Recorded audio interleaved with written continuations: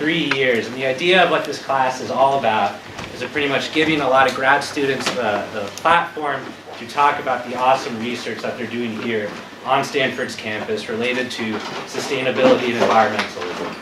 So this topic spans all sorts of fields. And typically, at least I know I was guilty of this myself as an undergrad, you usually tend to focus on kind of one or two major aspects, whether it's solar panels or climate change itself. So what we wanted to do with this class is give grad students an opportunity to talk about the kind of work that they're doing here on campus. But at the end of the quarter, what we do is we have a capstone speaker, so either somebody from industry or a professor here on campus come in to kind of round out what was talked about throughout the entire quarter. So I'm going to quickly pass this over to Jeff, who helps Brian and myself run this class. He'll introduce the speaker for today. Jeff, why don't you? Good. Well, the first thing is welcome. John just lied. I don't help run the class. John and Brian run the class. I just live here. My name is Jeff Ball, and my wife Becky Bull and I are the resident fellows in Robley. I know a bunch of you live here, and a lot of you don't, so welcome.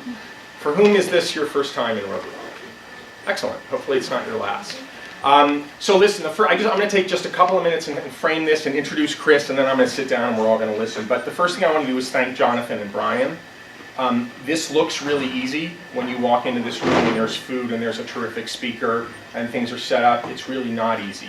Not only does it take work to set up the room, but these guys do the really hard intellectual work of framing this whole series, thinking about speakers, thinking about topics. It's sort of like writing a book, except it's a book presented in person. So let's just first give them a hand, because they've done a lot of work. I want to tell you, I don't think Chris needs a lot of introduction, although I'm going to give him a little bit of one. But what I want to do first is tell you why I'm so excited to hear what Chris has to say, particularly given the title that you all saw on the poster, Yes We Can, an optimist's view of climate change. Becky and I have two daughters. One of our daughters is 15 and one of our daughters is 17. And our older daughter, Ella, who was in the shower when I walked through home and is going to be here in a minute, said something to me recently which really has made me continue to think. She said, "Dad, you guys have really screwed things up in terms of climate change." And she said, "Dad, what can I do?" And I've been thinking a lot about that, and I haven't had a really good answer for her that's sort of actionable for her. So hopefully Chris will address that tonight. Rose, there's Rose.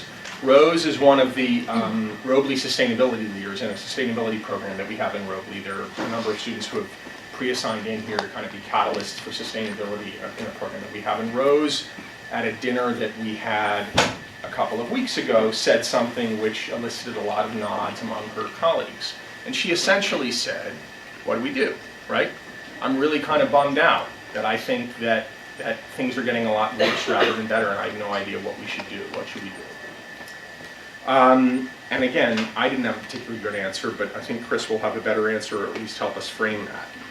I just want to do two other quick things. I want to read to you very quickly short excerpts from two recent reports that came out about climate change, both of which I suspect many of you are aware of, and I'm not going to read long ones, but I want to just read two things.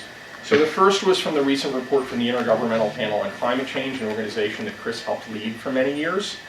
And this is a report about progress toward meeting a 1.5 degree pathway, which I will not define here, but I'm sure Chris will go into. And I just want to read you one sentence from what this report said about what moving toward that would represent. It talked about what it called the systems transitions, the transitions in almost any sort of system that we can imagine that would be necessary to achieve that degree of reduction in global average temperature, and it said the following. These system transitions are unprecedented in terms of scale, but not necessarily in terms of speed, and imply deep emission reductions in all sectors, et cetera, et cetera. Unprecedented in terms of scale. So if we do this, it will be something we have never done. The second thing is from the United States, from something called the US National Climate Assessment. There was a very voluminous report that came out in the last couple of days, and you can say what you will about the Trump administration on climate change, but the fact is that the administration released this report. And I want to read you literally the first paragraph in that report, which is, I think, goes to about 1,600 pages, and here's the first paragraph. Climate change, once considered an issue for a distant future, has moved firmly into the present. Corn producers in Iowa, oyster growers in Washington State, and maple syrup producers in Vermont are all observing climate-related changes that are outside of recent experience. So too are coastal planners in Florida, water managers in the arid Southwest, city dwellers from Phoenix to New York, and native peoples on tribal lands from Louisiana to Alaska.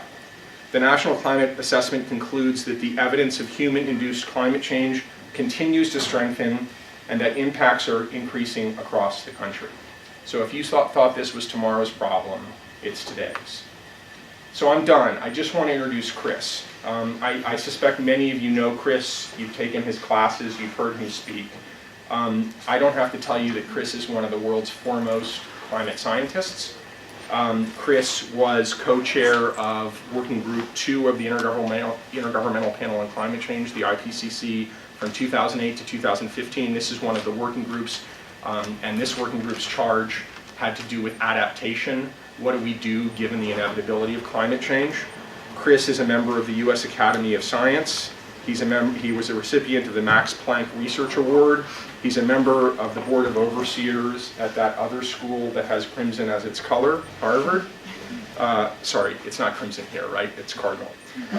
He's a board member of the World Wildlife Fund. He's a board member of the California Academy of Sciences. And he is the director of the Stanford Woods Institute for the Environment. That's all the stuff that you can find on the website. Here are the things you can't find on the website, or at least you'd have to look harder to find. Chris and his wife, Nona Chiarello, who is a staff scientist at the Jasper Ridge Research Center, and Nona is actually involved with some students in Robley in the Robley sustainability efforts here, live in a very cool, extraordinarily energy efficient house, a bike ride away, which is significant because Chris commutes by bike every day. So you will see Chris, and all of you who ride without lights will see Chris wearing double lights when he rides a bike. So damn it, wear your bike light, use your bike lights. And Chris is incredibly soft-spoken for a man of his professional stature. It's always noted about Chris. Chris has lastly really been a wonderfully supportive friend of Robley and all the sustainability stuff we're trying to do in Robley. This is actually Chris's second time coming and talking with Robley students about this stuff. I can't tell you how much we appreciate your being here. Thanks.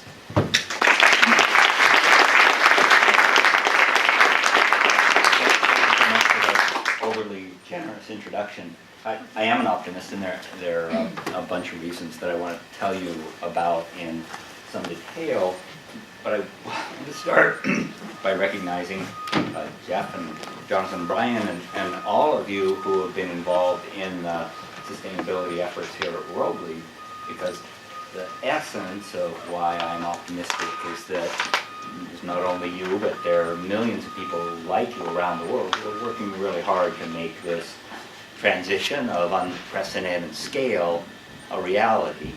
And we do live in a frustrating time in terms of where national governments are, particularly ours, but we don't live in a frustrating time in terms of the way that technology, the understanding, and the deployment is unfolding. That's what I really want to speak about.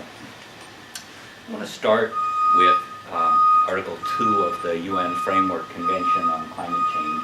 And I'm sure all of you can recite it from memory with me, but basically what it says is that the ultimate goal of this convention is to prevent dangerous anthropogenic interference with the climate system.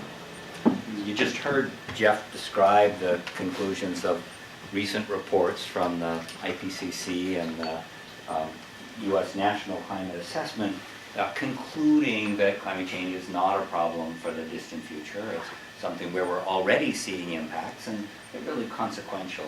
So how many people think that we have not yet seen dangerous anthropogenic interference with the climate system? Okay, well, that's the answer that I was hoping for. And so, you know, the question then isn't how do we make Article 2 a reality. The question is, in the real world where we live, how do we balance the amount we invest in addressing climate change the amount we suffer as a consequence of the damages that we don't avoid, the amount we invest in adapting to the changes that can't be avoided. And you know, it used to be that the narrative was pretty much about a series of hard trade-offs. You could either invest in building a vibrant economy, you could invest in mitigating climate change, spending a whole bunch to transition the energy system to something else, or you could invest in adaptation, building seawalls and elevating houses and stuff like that. And I think the single most important thing that's changed in that fundamental framing is that we no longer talk about it in terms of a series of trade-offs, but in terms of finding places where 2 or even 3 of those priorities overlap. Where are the investments we can make that not only decrease energy use, but also make people better prepared to deal with the impacts of climate as it changes. And a wonderful example of that is something that I know is a priority here. It's investments in building efficiency. Decreases the amount of energy the building uses. It also makes the building interior a better place for people when times are stressful. And there are just lots and lots of those examples where instead of thinking about addressing the climate challenge as a series of difficult alternative trade-offs, we can really find ways to make the challenge of addressing the climate issue one of finding the win-wins and taking advantage of those. So what I'd like to do is I'll step back and just say a few things about the trajectory that I've taken in my career and hopefully come back to the topic of where the win-wins are and how I think we can best capitalize on those in a way that it doesn't make the climate challenge go away, but it allows us to at least imagine a world that's sustainable for our generation and many, many generations into the future. So I've been the director of the Woods Institute now for a little more than 2 years. I started my career as a biologist, and I was interested in started leaves and then plants and then forests and then continents, and ended up working on the global carbon cycle. And by the middle of the 1980s, it was clear that the global carbon cycle was being so massively distorted by human emissions that responses not only at the biosphere but at the climate system were really unavoidable. And I transitioned to doing experimental work on impacts of ecosystems from climate change. I always approached the climate challenge as one in the natural sciences until I had a chance to work for a long period of time with the Intergovernmental Panel on Climate Change.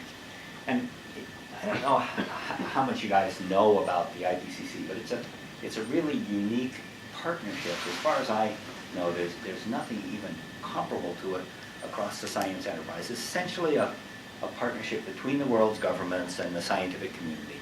The world's government said, hey, you scientific community, if you will follow our rules, we'll consider your statements to be the definitive assessment of what we know and what we don't know about climate change. And the rules are complicated and they're involved, but they're not really anything that pushes scientists outside of the zone of the scientific methods. One of the things that's most interesting and I think often unknown about the way the IPCC reports work is that you end up with these bulleted statements that seem like they're often kind of convoluted, and they may be reasonably hard-hitting, but it seems like they could be a lot clearer. That in the summaries for policymakers that the IPCC writes, they're approved word by word by consensus by every country in the world.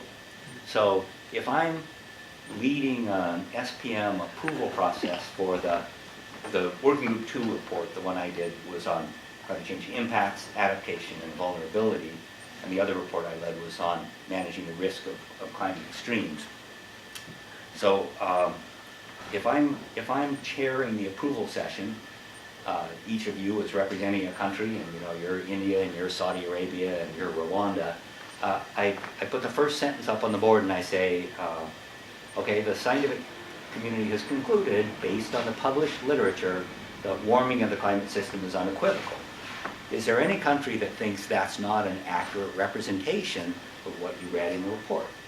And usually, the way these UN type proceedings work is people stand up their country card if they want to speak.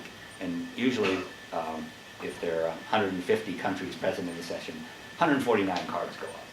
And usually the first 2 days of a 4-day approval session are tied up in the first sentence. In fact, it's really reasonable to ask, well, why is it that you ever get past the first sentence when Saudi Arabia doesn't think that warming of the climate system is unequivocal, and the United States doesn't even think that now. In fact, I don't know if any of you took the time to look at this new report on warming to 1.5 versus 2 that the IPCC released just a few weeks ago, but the narrative that the U.S. delegation brought is that, the government delegation, not the scientists, is that we agree that this report says the same things that the scientific literature says, even though we don't agree with that. And so they nuanced the question of approval in a way that I think is, well, it's bordering on unscrupulous. But the thing that's unique about the partnership and that I really want to emphasize is that, so every country has kind of agreed to go along with this, but the process is so complicated and cumbersome that you end up with language that is rarely poetry. It's typically stilted. Often it has extra modifiers that are stuck in to address the concerns of one particular country or one particular group of countries. And there's essentially no way that any country or the scientific community can have complete control of the messaging. And any country can assure that a particular statement is left out of a summary. And the only thing that the scientists can really say is that, I can't say that because it's not supported by the literature, but there's a huge amount of the negotiations that's associated. Well, I found a paper that says, bluebirds do better under climate change, and I really like to see that example included. And managing the process is, it's a much more an enterprise in human interactions than it is in where we are with the science.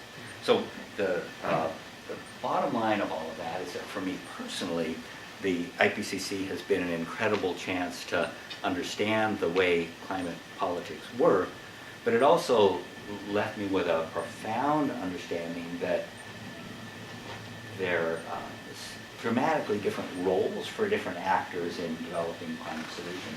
The international community is essential for providing kind of a foundation on which a lot of other things sit, but it's also really important to recognize that lots of other actors have important roles.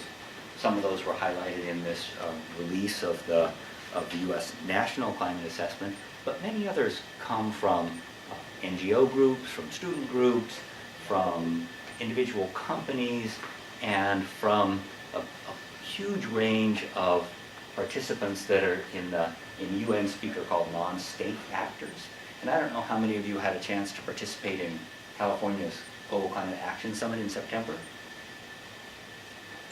It's a really important event because there had never really been a global gathering of the non-state actors who had a chance to sort of strut their stuff, say, we, a small town in Indiana, or we, a state in Brazil, have really put in place these policies or these practices that are making a real difference for us.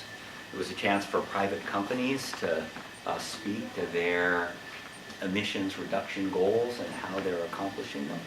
And at least for me, this Global Climate Action Summit was one of the most inspirational things I've seen in a long time, not because at the end of the day the commitments to emissions reductions added up to as much as I hoped they would, But because there was such a sense of possibility and of opening new doors rather than of seeing doors close. Let me provide just a couple of examples. Walmart isn't a company that we typically associate with bold commitments to sustainability. And I don't know how many of you have been in a Walmart recently, but I made an effort to go through a Walmart and look for signage that said they're committed to sustainability. And I found one tiny frozen seafood cabinet that had a sustainability sign on it, but Walmart has committed to scrub 1 billion tons of CO2 from its supply chain between now and 2030. That is, it's an amazing commitment from a single company, and it's especially amazing because it comes from a company that has tentacles that extend throughout the economy. And you know, the message that I took away from the Global Climate Action Summit was that we're seeing more and more, not only private companies, but entities like universities, NGOs, jurisdictions that are government jurisdictions, but often at the level of the state and the city, really beginning to take action in a meaningful way. The way I would frame it is that we've reached a point on commitments to climate action where all we really need now is the framework of international and national policy in order to make things happen. The frustrating feature of where we are now, and you know, right after the Paris Agreement, which was one of the real high points of my life as a person and a scientist, is, you know, I felt that the two key things that we really needed to establish were established. And let's just say that all countries have shown the Paris Agreement, and you really get two huge things out of that. You get a global view on what's fair and what's not fair, and that's something we had been totally lacking prior to the Paris Agreement. And the second thing you get is predictability for the path forward, and that if you're really going to make commitments to solving the climate challenge, you have to have some expectation that policies, that incentives, that the playing field is going to be predictable in a meaningful way. And those two criteria, totally enabling for solving the climate challenge, even though, as I'm sure all of you know, the actual emissions reductions commitments that the Paris Agreement brought forth aren't anywhere close to limiting warming to what the Paris Agreement says, well under 2°C. But those conditions are really important. Unfortunately, the initiative for the U.S. to pull out really undercuts both of those two things. And in order for me to transition from where I am now to truly being an optimist, you have to restore those two key elements of the Paris Agreement. And at the end, I'll come to my suggestions on how to do that. But it's a key limitation on where we are now. I want to say a few things about the recent reports in terms of the nature of the climate challenge. And the narrative frame in the coverage of the recent reports has been one of profound doom and gloom. It's already changing, it's going to cost a ton, species are already going extinct, the people are dying, the extremes are getting worse. And all those things are true, but we are not yet committed to a world of unmanageable climate change. And let me clarify the way that I think about that. You know, for a very long time now, the narrative about the goal for limiting impacts, for avoiding dangerous anthropogenic interference with the climate system was somewhere around 2°C of warming over pre-industrial. Seems pretty good. And unfortunately, the scientific basis for that argument was pretty much what I just said, that it seems pretty good, Where we know there are major thresholds, they're likely to be avoided at that. But I think what's even more important is we have a very clear and increasingly well-studied understanding that if we continue in a world of high emissions through the 21st century, we're at a level of warming that is fundamentally unmanageable. People publish papers about the economic costs of being at 4C above pre-industrial and 2100, but the fact of the matter is that nobody has any idea. You can do simple-minded technical analyses that extrapolate from historical variations of a tenth or a few tenths of a degree and say, what would those look like if they were 2 orders of magnitude larger? What would the interactions be likely to be? But it's all at the stage of something that's barely more than speculations. What we do know is that there are a series of fundamentally important tipping points in the climate system, and we're very likely to pass some of those between now and warming of 4 or more, and that we're much, much less likely to pass those at warming of 1.5 to 2.5, of what I like to characterize as a world of ambitious mitigation. And when I think about solving the climate challenge, what I think about is keeping us in a world of ambitious mitigation and avoiding a world of continued high emissions. The one other thing I want to say about the world of continued high emissions before I leave it is that when you look at almost all the simulations about climate changes and climate change impacts, the graph ends dramatically at 2100. And in a world of continued high emissions, that's usually with all the lines of temperature and sea level rise and extreme events on a steep incline.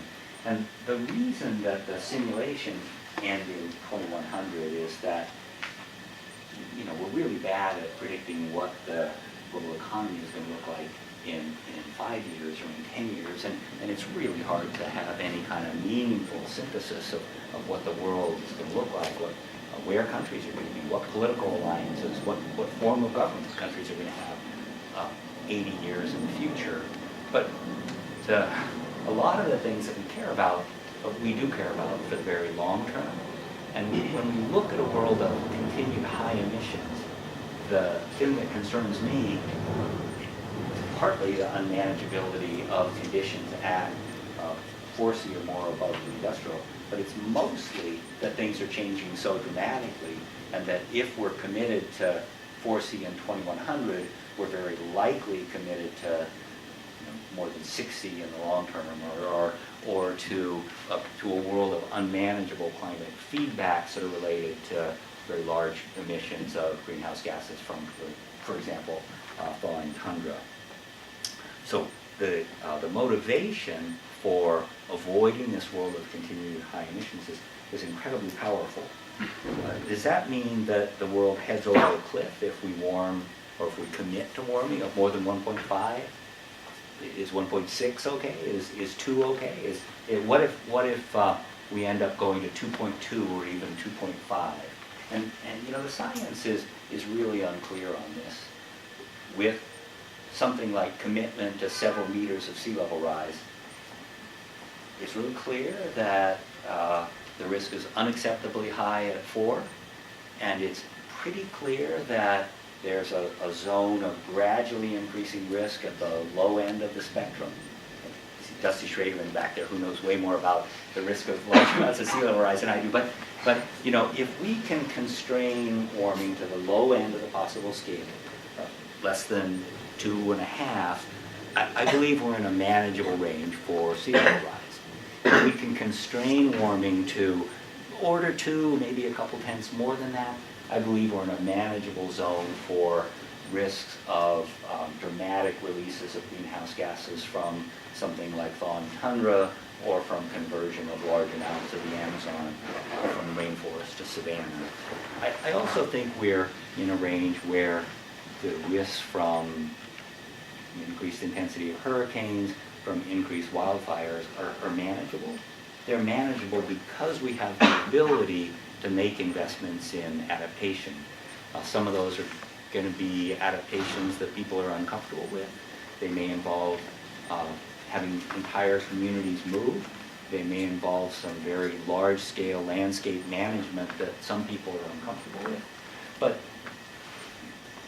you know, the scale of the transition in the energy system we need to make is unprecedented, and the scale of the adjustments that we need to make is potentially unprecedented too. Let me close with two thoughts about why, at the core, I'm an optimist. And one has to do with the fact that, to a large extent, the climate challenge is really a technology challenge. And if you look at where we are with the technology, there's an incredible number of bright spots. And technology change has, you know, almost always gone faster than people projected when they did the integrated assessment models. I don't know if back in the railroad era people were doing integrated assessment models, but if you look at projection after projection of how much deployment of automobiles or sewing machines or televisions we'd see, the technology has a way of having the prices go down faster and having the deployment occur more quickly. And you know, there are lots of things we could talk about that are perverse incentives that are preventing spread of technologies for electricity production that are already at the scale where electricity from photovoltaics is, you know, it's basically half the price of electricity from any fossil fuel. And I don't know how many of you guys watch the Stanford news, but Stanford's been negotiating for electricity prices with long-term power purchase agreements of something like 2.5 cents a kilowatt hour. And the reason that the energy facility on campuses is doing so well is that electricity is dramatically cheaper from renewables than they thought it would be, even if they had stayed with fossil energy. So the fact that the prices are coming down and that this is fundamentally a technology problem both give me hope. You know, as I leave the greenhouse gas emissions space, I do want to say one thing about food and agriculture, though, and that I'm mostly comfortable leaving food and agriculture to get resolved as new technologies develop. But we're already in a world where worldwide emissions from the food and agriculture sector are probably bigger than emissions from the transportation sector. And as much as we think about the need to address energy emissions from transportation, we need to be increasingly serious about the food and agriculture sector, including, you know, how we manage food waste, how we think about diet preferences, and those are in some ways much deeper, more personal challenges than challenges about, you know, when you flip the light switch, where do those electrons come from? Let me close with a final thought on reasons for optimism about solving the climate challenge. And you know, I think it really represents the overlap of two things. It represents the overlap of the opportunity for creative innovators to make money in providing technologies that the world increasingly is asking for. And it provides a way to think about solutions that advance the human enterprise in fundamental ways that need to be handled anyhow. It provides a way to address, you know, the most obvious one is profound challenges with air pollution. The recent estimates are that the particulate matter in air pollution is killing 6 million people a year worldwide. You know, how can we tolerate that level of impact on human lives in the context of having technologies to do a better job? How can we think about the investments in solving the climate challenge as a way to build stronger communities, to think about challenges of global equity and representation? How can we think about investments in addressing the climate challenge as a way to be a part of protecting natural ecosystems and our legacy of biodiversity? And the answer for me is that we spent way too much time thinking about the future as a world of trade-offs and not nearly enough time thinking about it as a world of win-win opportunities. And the thing that inspires me is that there are so many people now who recognize the opportunity for win-wins. And we have a ton of work to do, but the pieces are increasingly aligned to keep us away from that world of continued high emissions. I appreciate all of your passion for pursuing that, and I appreciate the chance to visit with all of you. Thanks so much.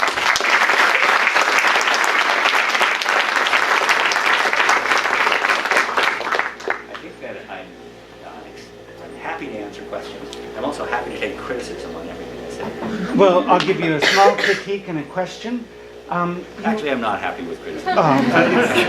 You mentioned that very early in your talk, you said that changing the energy system would be spending a whole bunch of money. But later, you said that the cost, as The Economist, I think, said in a recent graphic, grid parity of wind and solar it was 4 years ago now. So the renewables are already the least expensive. And so I wonder if your service as the head of the adaptation committee didn't give you the perspective on the costs of mitigation that you might have. And I have a question about mitigation. Project Foghorn, Palo Alto. I'm just going to limit you to one question because we got to get around the room. Yes, okay? it's okay, well, I'll speak to the first one. So I think I answered that the cost of renewables are now dramatically cheaper, half the cost of any of the cheapest fossil. There's an important challenge. I hope some of you guys are working on energy storage, because we have lots and lots of opportunities for cheap renewables, intermittent renewables come into the system. But the only way we can accommodate those renewables now is if we have lots and lots of non-intermittent power that can be used when it's raining or when it's dark. And the scale of the need for storage solutions is really vast.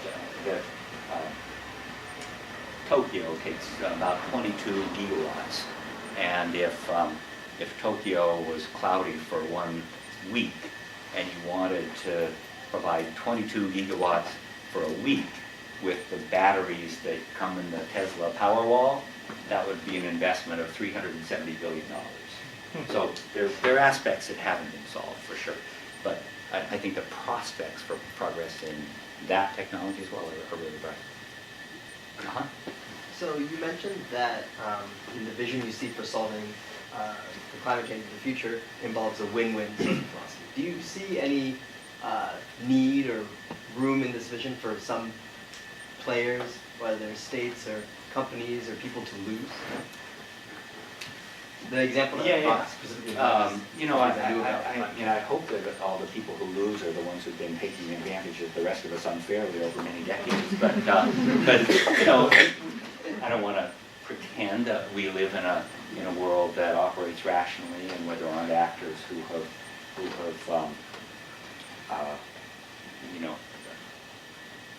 commandeered resources and have created a playing field that's far from level. The recent estimates are that even in today's world, there are subsidies on fossil fuel that amount to several $100 billion a year, maybe as much as $500 billion a year. And if we could just get rid of the subsidies on fossil and have a truly level playing field, even without accounting for the external costs of fossil fuel emissions and climate change in particular, we'd be hugely ahead of where we are now. But getting rid of those perverse incentives, it can be a huge lift. You mentioned food and agriculture emissions. Some of that naturally being emissions from bovines and other species releasing methane into the atmosphere. The general trend historically has been as societies get richer, people's diet meat becomes a more prominent part of that. The current models take that into account, how a rising middle class in many parts of the world might consume more meat and thus create more emissions. Yeah. And if so, what are some strategies to deal with that? Yeah, that's a great question. One of the tyrannies that we struggle with in trying to solve the climate challenge is as people get richer, they traditionally have used more energy, and unless we can find a way to have that energy come from non-emitting sources, we've got a real problem. The only relation I've ever seen with how rich people are that's stronger than the relation with energy is the one with meat consumption. And finding a way to manage that is going to be a real challenge. So how could you do it? You could shift away from ruminants, the animals that release methane, cows and sheep basically, and cattle are uniquely challenging in the climate space, and there's probably a factor of 6 difference between the emissions associated with eating a cow and eating a chicken, and with many kinds of seafood, there's a huge advantage, particularly for filter feeders. If you really want to eat the most sustainable possible meat, the 2 options are insects and filter feeders in the ocean.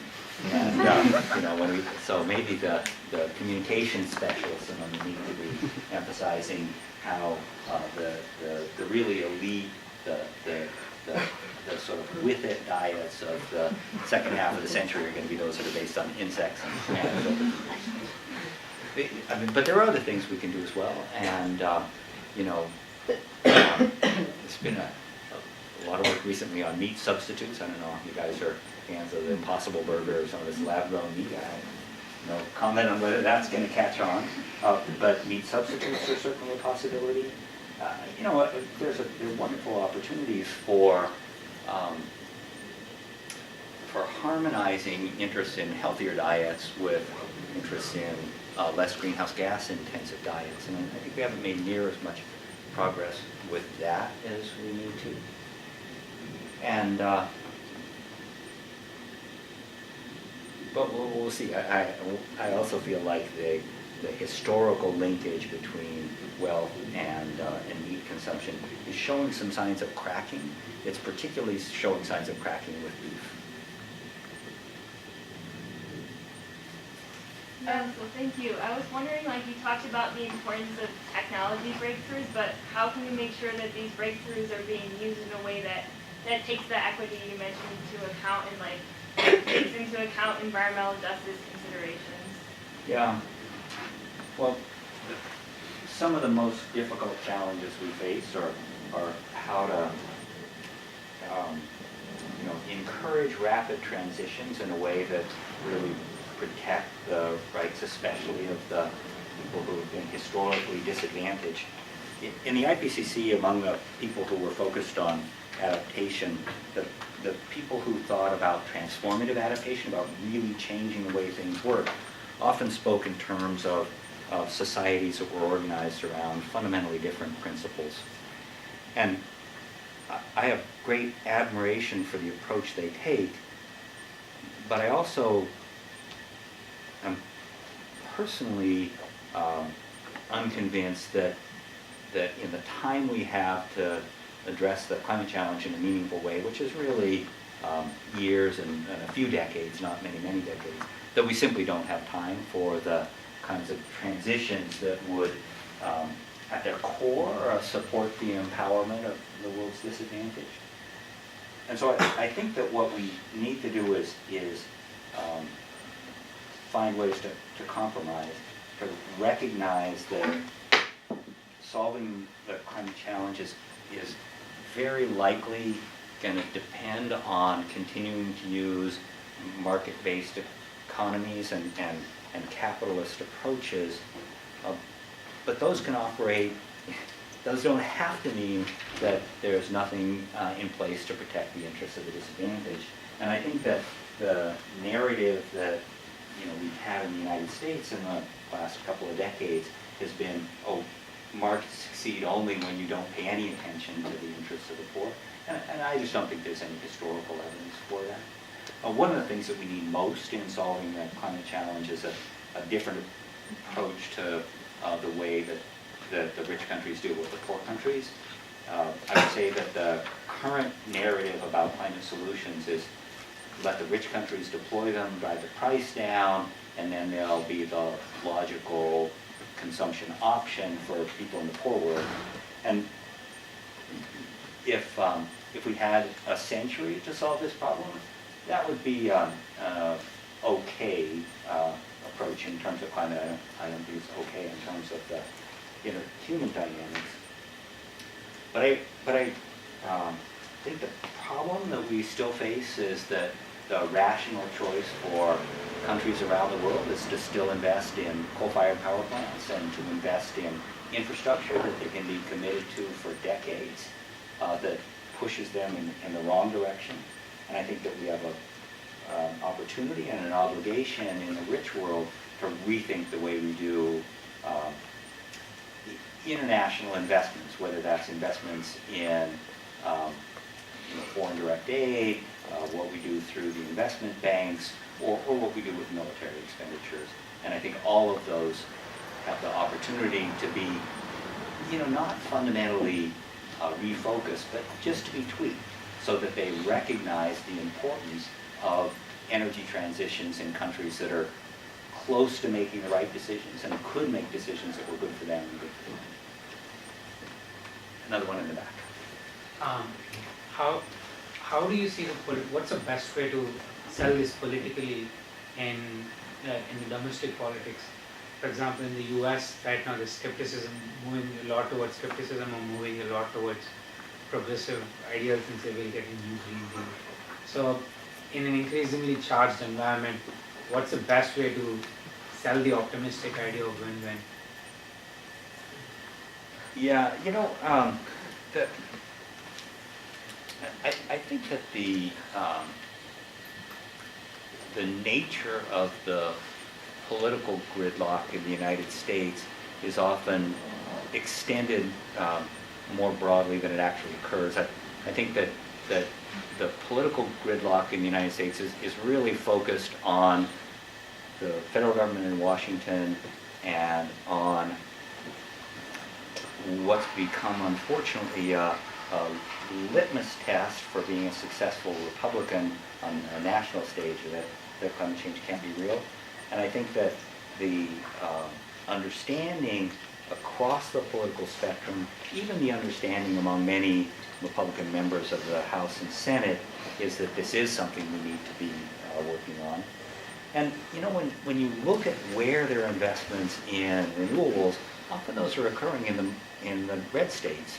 The 5 states with the highest fraction of their electricity coming from wind all voted for Trump in the 2016 election. And so I think there are some important mismatches between the readiness of actors in the private sector to act and the narratives. But there are also obviously a huge number of powerful roadblocks that have been thrown up by the U.S. government's actions over the last couple of years. And my sense is that, at least in the races for Congress, that really a lot of the candidates were successful, partly who flipped districts, were successful partly as a consequence of having a reasonable view on climate change. So, we have a lot more work to do in Washington, but it's not that there are no nuclei of positive work. I knew that wasn't, I just skipped you before. Thank you for your talk. I'm really interested in the relationship between agriculture and our practices, our mining practices, and so forth. So, for example, our transition as a society to a more plant-based diet, and how that'll affect our relationship with eating less meat, but having to eat more plants, but as a consequence having to use more fertilizers and more detrimental chemicals to sustain this. So how do you think is the most realistic approach to transitioning as a society to more plant-based diet in a responsible, environmentally responsible way? Well, let me say just 2 things in terms of background about emissions from food and agriculture. So the first thing that's important to know is that about 40% of food is wasted. In the poor countries, it's wasted mostly between the farm and when it gets to somebody's house. And in the rich world, it's wasted mostly between the grocery store and the table. So there's a huge opportunity for work on food waste. And I know that Stanford and other institutions are really trying to be serious about it, but there's tremendous opportunity, win-wins there. The other thing that's important is that when we look at emissions from agriculture, roughly speaking, about a third comes from methane, mainly from luminance. About a third comes from nitrous oxide, which is from manure management and over-fertilization. And about a third comes from deforestation and expanding agriculture. So with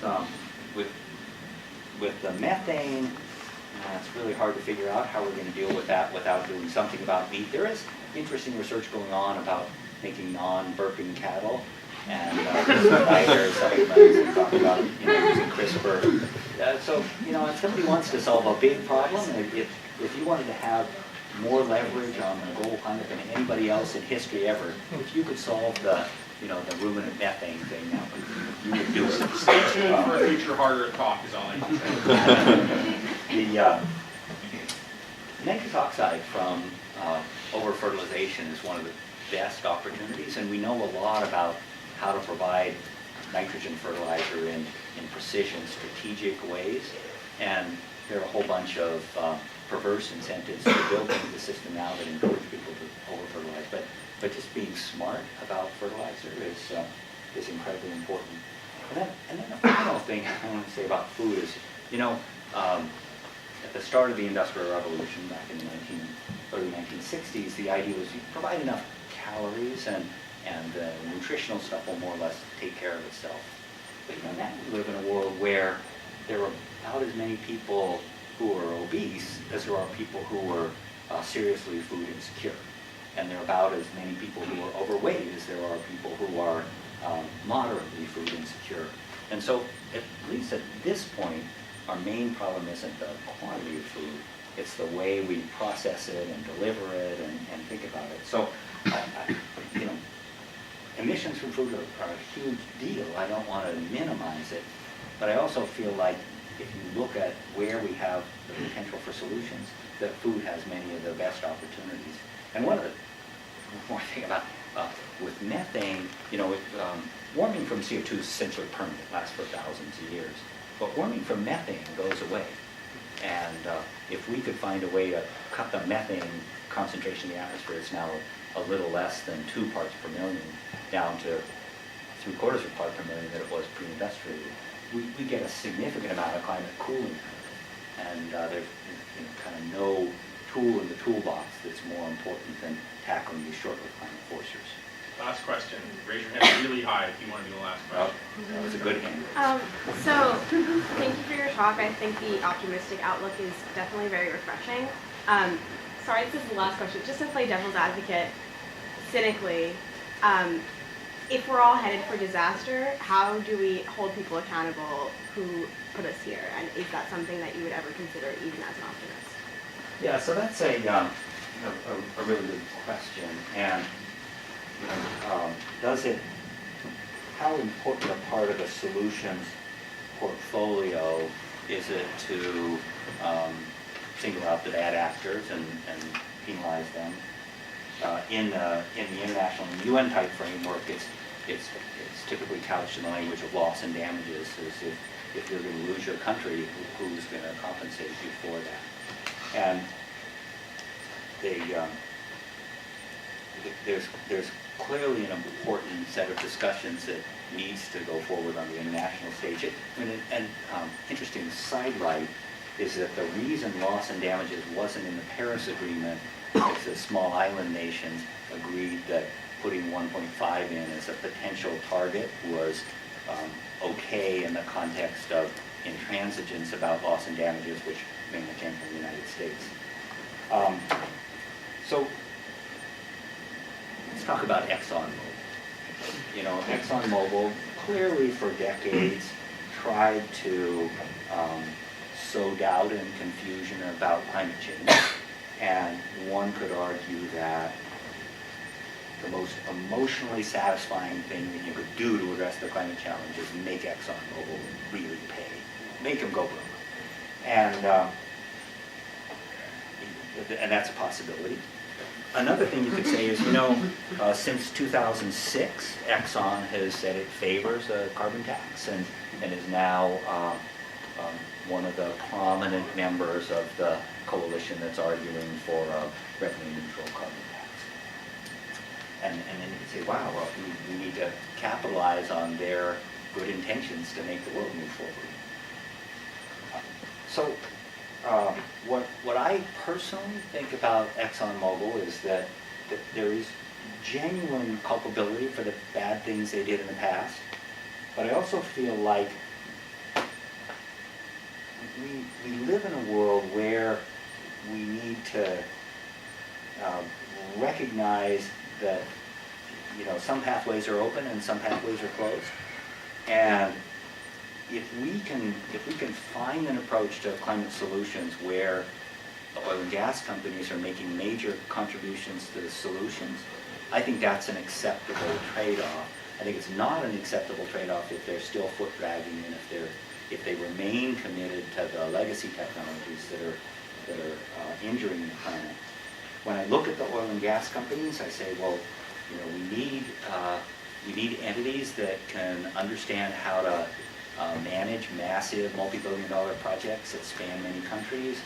We need companies that understand how to integrate diverse technologies. If we're going to do carbon capture and storage, we need companies that know how to drill holes in the ground and find particular formations. And so it seems to me like in a rational world, there's a lot of stuff. Oh, we also need companies that know how to break up and recombine hydrocarbon skeletons.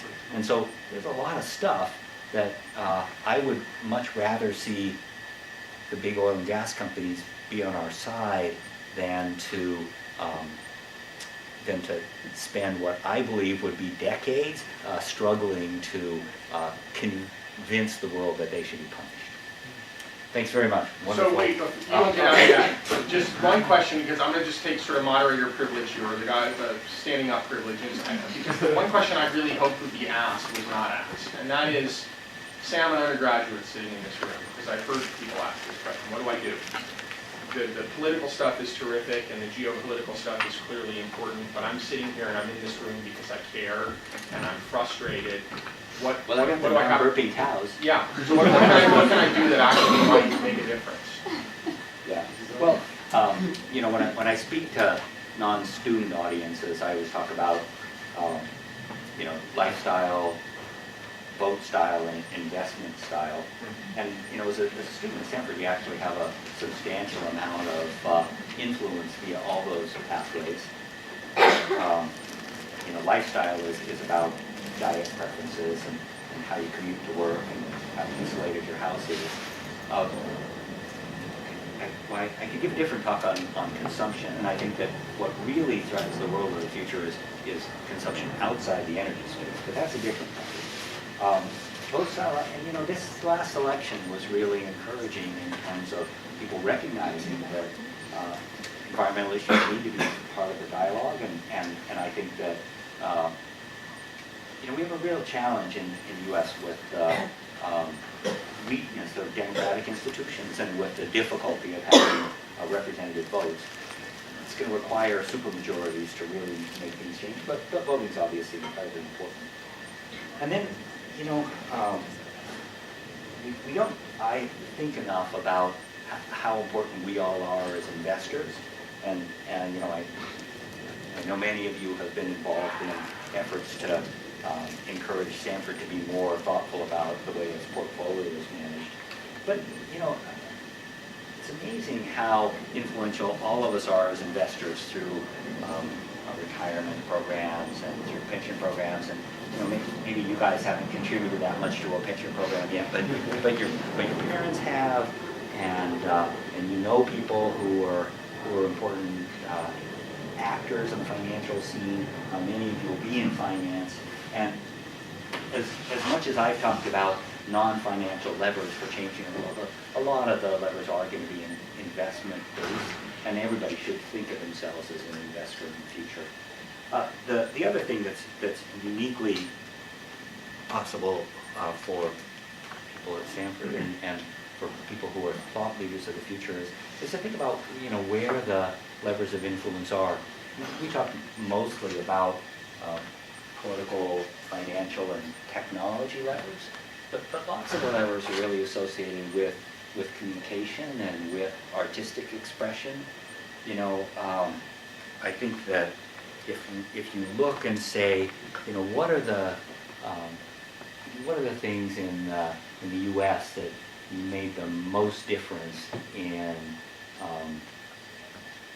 appreciation of ethnic and racial dynamics, it probably was something like Hamilton. It was a musical.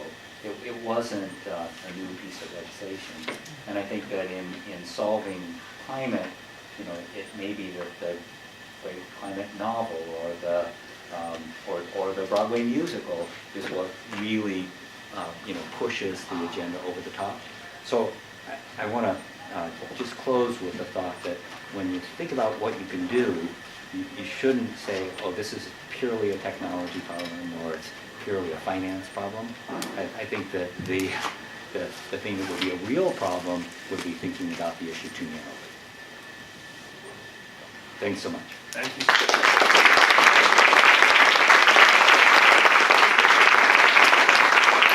Thank you again so much, Jonathan and Brian. Thank you guys for doing this. Before you all leave, just two requests. I'm not going to ask you to sign a piece of paper, but please pull out your phone.